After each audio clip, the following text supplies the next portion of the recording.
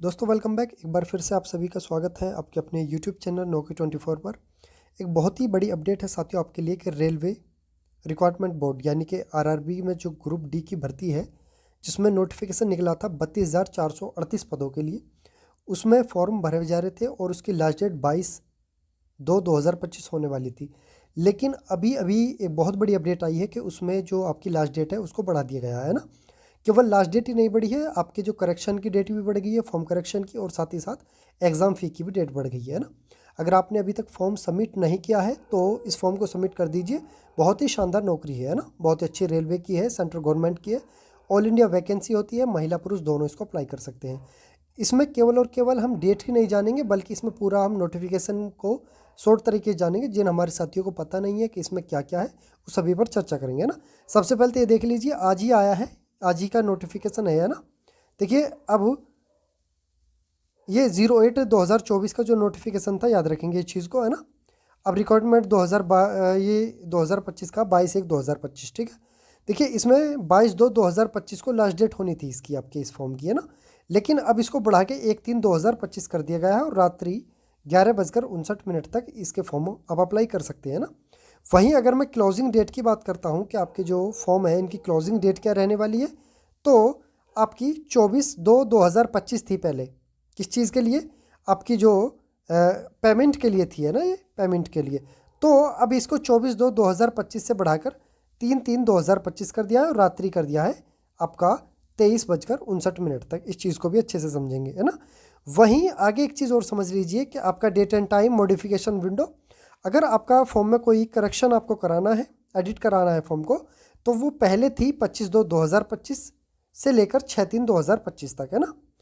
25/2/2025 से 6/3/2025 तक। लेकिन अब इसमें न्यू डेट आपको दे दी गई है 4/3/2025 से लेकर 13/3/2025 के 11:59 तक इसका आपको समय दे दिया है ना। साथियों आज यानी कि 19 है ना, सॉरी कल है ना, क्योंकि आज तो 20 हो गई। तो 19/2/2025 यानी कि कल की डेट में ये आपका नोटिस जारी कर दिया है आरआरबी के थ्रू कि हम जो ये फॉर्म है इनकी हम जो डेट को हम आगे बढ़ा रहे हैं ना। आपकी पोस्ट है ये 32,438 इसमें पोस्ट है आपकी, ठीक है। ये आप अच्छे से समझ लीजिए। अब जो ये पोस्ट है इसमें आपकी जो क्वालिफिकेशन मांगी जा रही है सिर्फ और सिर्फ 10वीं क्लास मांगी जा रही है, इसके अलावा कुछ नहीं मांगा जा रहा है ना। आपके पास 10वीं होनी चाहिए, इतना आप अच्छे से समझ लेंगे ना। इसके अलावा थोड़ा फिजिकल पे भी हम थोड़ा चर्चा कर लेते हैं। फिजिकल के बारे में अगर हम बात करते हैं, अगर आप मेल हैं यानी कि आप पुरुष हैं, तो आपको कैरी करना होगा 35 किलो वजन है ना। और डिस्टेंस होगा 100 मीटर, जिसमें 2 मिनट में आपको 35 किलो वजन लेकर है ना उसको 100 मीटर आपको चलना है ना। वहीं आपको 1000 मीटर की रनिंग करनी है 4 मिनट 15 सेकेंड में, ठीक है। केवल और केवल एक चांसेस में दिया जाएगा और ये पुरुषों के लिए है ना। वहीं अगर आगे हम बात करें किस चीज़ की, आगे बात करेंगे हम महिलाओं की यानी कि फीमेल की है ना। तो फीमेल के लिए 20 किलो वजन होगा, 100 मीटर होगी दूरी और उसको 2 मिनट में पार करना है, ठीक है। वहीं 1000 मीटर की आपकी रनिंग होगी महिलाओं के लिए, 5 मिनट का समय होगा, 5 मिनट 40 सेकंड का है ना।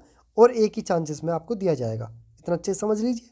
ये आपकी जोन वाइज वैकेंसीज है कि किस जोन में कितनी वैकेंसीज है। जैसे जोन की बात करता हूँ मैं जयपुर की, तो टोटल वैकेंसी है 1433 है ना। ये आपकी कैटेगरी वाइज भी है, ठीक है, इसको आप अच्छे से समझ लेंगे। जैसे मैं दिल्ली की बात करता हूँ तो दिल्ली में 4785 वैकेंसीज है ना। अगर इसका मैं सिलेक्शन प्रोसेस की अगर मैं बात करता हूँ, रिकमेंड प्रोसेस की, तो सबसे पहले आपका एग्ज़ाम होना है, उसके बाद पीईटी होगा, उसके बाद डॉक्यूमेंट वेरिफिकेशन होगा और उसके बाद आपका मेडिकल एग्जामिनेशन आपका होना है ना। इससे इन 4 पड़ावों को पार करने के बाद आपका फाइनल सिलेक्शन हो जाता है। इसकी कंप्यूटर बेस्ड एग्जामिनेशन जो आपका होना है, जो सीबीटी होगा, इसमें आपको 90 मिनट का आपका समय दिया जाएगा यानी कि 1.5 घंटे का है ना। 1.5 घंटे का समय होगा। इस 1.5 घंटे के समय में आपको 100 क्वेश्चन आपको सॉल्व करने होंगे। 25 आपके जनरल साइंस के होंगे, 25 मैथ के होंगे, 25 आपके रीजनिंग के होंगे और 20 आपके किसके होंगे, 20 आपके जीके के होंगे, जिसमें करंट अफेयर शामिल होगा है ना। टोटल 100 क्वेश्चन होंगे, 90 मिनट का समय होगा। और याद रखेंगे कि इसमें 1/3 के आपकी निगेटिव मार्किंग भी होने वाली है ना। इस चीज़ को भी अच्छे से समझ लीजिए। एज भी इसमें साथियों अच्छी खासी मांगी गई है, कम से कम 18 और अधिक से अधिक कितना 33 वर्ष, यानी कि 33 से अधिक का फॉर्म नहीं सबमिट कर सकता, 18 से कम का नहीं कर सकता। और जो आयु की जो गणना की जा रही है वो 1/1/2025 से की जा रही है ना, इसको भी अच्छे समझ लीजिए। ठीक है, अब एक चीज़ और समझ लीजिए कि जो इसमें छूट मिलने वाली है ना, ओबीसी के लिए 3 साल की होने वाली है क्योंकि सेंटर के लिए, और एससी के लिए, एसटी के लिए 5 साल की इसमें छूट होने वाली है। ठीक है, इस चीज़ को अच्छे से समझ लीजिए। ठीक है, लेकिन एक चीज़ और समझिए, जो ये नोटिफिकेशन है इसमें 18 से 36 वर्ष इसमें आयु मांगी जा रही है ना, उसको अच्छे से समझ लीजिए। तो साथियों, आई होप कि आपको ये समझ आया होगा।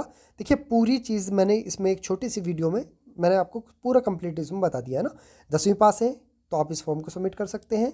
32,438 इसमें पद है, और जॉन वाइज भी आप इसमें देख सकते हैं। ठीक है, वहीं क्या करना है, आपको फॉर्म सबमिट करना है इसमें। ठीक है, आयु आपकी 18 वर्ष से लेकर आपकी आयु हो जाती है इसमें 36 वर्ष, है ना, यानी कि 36 साल। ठीक है, इस चीज़ को भी अच्छी समझ लीजिए।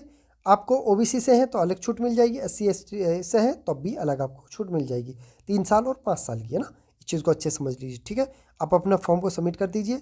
बहुत ही जल्दी आपका सिलेक्शन प्रोसेस की मैं बता चुका हूँ कि आपका सिलेक्शन प्रोसेस में क्या होने वाला है। ठीक है, तो चलिए अपना ख्याल रखें, अच्छे से फॉर्म भर दीजिए, तैयारी करें। जय हिंद, जय भारत।